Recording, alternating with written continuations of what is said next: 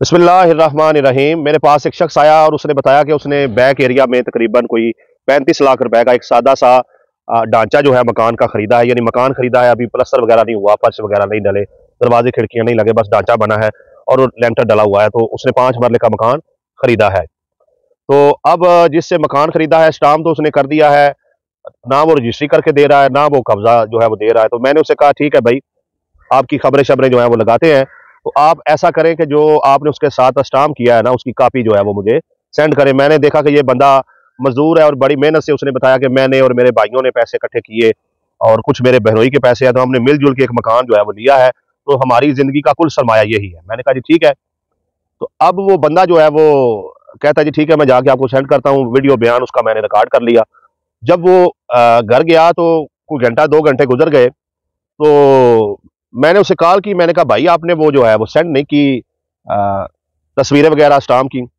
तो कहता है भाई मेरा ना वो पैकेज नहीं है। तो मैंने कहा अभी तुम्हारे पास पैसे नहीं है पैकेज के? उसने कहा जी पैसे तो है, अल्हम्दुलिल्लाह, शुक्र है अल्लाह का, पैसे हैं। तो मैंने कहा फिर पैकेज लगा क्यों नहीं रहे? तो कहता है जी 150 रुपए का पैकेज लगना है, वो मैं लगाता हूँ, 150 रुपए वाला पैकेज, तो फिर आपको तस्वीरें सेंड करूंगा तो वो 150 रुपया खर्चा आ जाना है। देखें आप उसका मिजाज चेक करें। तो मैंने कहा यार 35 लाख का तुमसे फ्रॉड हुआ है और मैंने तुम्हारे हक में आवाज बुलंद करनी है। पैकेज तुमने अपने मोबाइल में लगाना है। मैंने तुम्हारा वीडियो बयान रिकॉर्ड किया, कुछ भी नहीं लिया।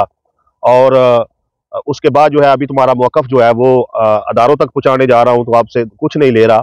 तो आप ये देखें क्या हरकत कर रहे हैं, ठीक है ना। तो मुझे उस दिन ये एहसास हुआ कि जब फ्री में आप 24 घंटे लोगों का काम करेंगे, लोग समझेंगे पता नहीं आप पागल हैं, जाहल हैं, बेवकूफ़ हैं, आपका दिमाग काम नहीं करता, आप सठिया गए हैं। तो मैंने फिर जो है ना इस चीज़ को बड़ा कम कर दिया हुआ है कि जिसका भी मुफ्त में काम किया है वो बंदा समझता है कि यार पता नहीं, 1 घंटा मशवरा करने के बाद में कहते हैं जी किसी वकील का नंबर दे दें, हमने उससे भी मशवरा करना है, ठीक है ना जी। तो ऐसे लोग भी मतलब आते हैं। तो हालांकि बहुत सारे वकला दोस्त हैं मेरे साथ ऐड है, वो मुझसे पर्सनल मशवरा कर लेते हैं, क्योंकि जरूरी है कि हर बंदा जो है वो हर फील्ड में जो है वो एक्सपर्ट हो, ठीक है ना। जो बंदा प्रॉपर्टी के केस ले रहा है, जो वकील प्रैक्टिस इस पे कर रहा है, वो यकीनन प्रैक्टिकली इन चीजों को देख रहा है, वो बेहतर मुझसे समझता भी होगा, जानता भी होगा। मैं यहाँ किसी से मुकाबले की बात नहीं कर रहा। तो ये यानी बताने का मकसद ये है कि फ्री में जो है ना वो लोग कदर नहीं करते हैं, ये मुझे एहसास हो चुका है, ठीक है जी। तो अब आखिर पे जो है आपको एक मशवरा देना चाहूंगा। है ये बिल्कुल फ्री, हो सकता है आप इसकी कदर ना करें, अगर आप कदर करें तो कम से कम लाइक करें, कमेंट करें, शेयर करें। और मेरी आईडी का ये जो वीडियो है, इसको लिंक पर क्लिक करके तमाम जो आपके साथ व्हाट्सएप ग्रुप है वहां पर मेरी वीडियोस को डायरेक्ट आईडी से शेयर किया करें, ताकि ज्यादा लोग जो है वो मेरी आईडी को फॉलो करें, ज्यादा लोगों तक मैसेज पहुंचे, पैगाम पहुंचे। बाकी आपने कोई पर्सनल मशवरा करना है, उसके लिए आपको फीस अदा करना होगी। तो मशवरा ये है भाइयों कि जब भी आप मकान जो है खरीदना चाहते हैं, तो ये ज़हन में रखें कि आपने मकान जो है वो बना बनाया जो है वो नहीं खरीदना है, बल्कि खुद से जो है वो प्लाट लेकर ऊपर मकान तमीर करें। इससे क्या होगा? इससे हो सकता है कि आपको उतने का ही पड़ जाए जितने का वो आप मकान जो है वो खरीद रहे हैं। लेकिन इसमें होगा क्या? आपको रेत की खरीदारी का पता चल जाएगा, आपको सीमेंट की खरीदारी का पता चल जाएगा, आपको बजरी की खरीदारी का पता चल जाएगा, आपको सरिये की खरीदारी का पता चल जाएगा, आपको मजदूरों से काम लेने का जो है वो तजर्बा हो जाएगा, मिस्त्रियों से काम लेने का तजर्बा हो जाएगा, जो ट्रांसपोर्टर हैं, रिक्शे वाले हैं, बसों वाले हैं, जिस पर बजरी वगैरह आएगी या सीमेंट वगैरह आएगा, उनसे आपका जो है आमना सामना होगा, तो उनके मिजाज का पता चल जाएगा, किरायों का सबका इल्म हो जाएगा, तमाम चीज़ों के रेट का पता चल जाएगा। इस तरीके से जब आप शटरिंग करेंगे, लेंटर डालेंगे, तो शटरिंग की मजदूरी, लेंटर का खर्चा, वो भी आप पर जो है वो वाज़ेह हो जाएगा। और लेंटर कैसा डाला है, दीवारें कैसे रखी हैं, नक्शा कैसे बनाया है, इन तमाम तजर्बात से जो है वो आप गुजरेंगे।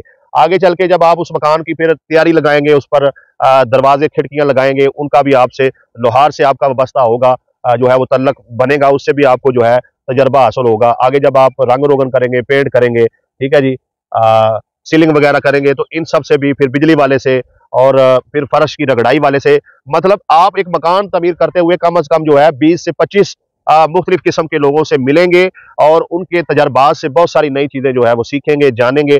आपको पता चलेगा कहाँ कहाँ पर आपके साथ जो है वो फ्रॉड होता है। और सबसे अहम चीज जो है वो ये होगी कि देखिए, जो बंदा आपको मकान बना के 1.5 करोड़ रुपए में बेच रहा है, जाहिर बात है उसने 1 करोड़ 20 लाख 15 लाख रुपए ऊपर लगाया है, वो 30-35 अपना निकालने जा रहा है। चलो इतना नहीं तो 25 निकालेगा। बस इसको आप कहते हैं लग्गी फब्बी, जहां पर कोई कस्टमर फंस जाए, कभी कभार 10 लाख भी बचता है, कभी 15 भी बचता है, कभी 20-25 भी बच जाता है। तो बहरहाल ये अगले बंदे पे, बेचने वाले पर डिपेंड होता है कि उसने मकान को तैयार कैसा किया। वो क्या करते हैं, टीपा टापी जो है वो जरा अच्छी कर देते हैं, जिसे कहते हैं दिखता है तो बिकता भी है, ठीक है ना। उन्होंने तो बेचना है, वो अच्छा मटेरियल नहीं लगाएंगे, अच्छा अगर लगाएंगे, वो अगर वो 1.5 करोड़ रुपया ऊपर लगाया हुआ है, 1.5 करोड़ रुपए का ही आपको बेच देंगे तो उन्हें क्या बचेगा? ठीक है ना, 3-4 माह उनके भी ऊपर लगे हैं। तो ये मैं तो मशवरा यही हमेशा देता हूँ कि आप खुद से नक्शा लें, खुद से मकान तमीर करें और ठेके पर काम ना दें, दिहाड़ियों पे करवाएं, ऊपर कोई बंदा बिठाकर करवाएं, काम उनसे अच्छे से लें। आपका इंशाल्लाह ताला ठेके से बचत भी होगी और आपका मकान भी जो है वो अच्छा बन जाएगा और आपको एक तजर्बा भी हासिल हो जाएगा। मैं तो इस मामले में यही राय देता हूँ और हमेशा दोस्तों जो मेरे दोस्त हैं उनको जो है यही तरीका जो है वो अपनाने का जो है हमेशा मैंने उनसे कहा है।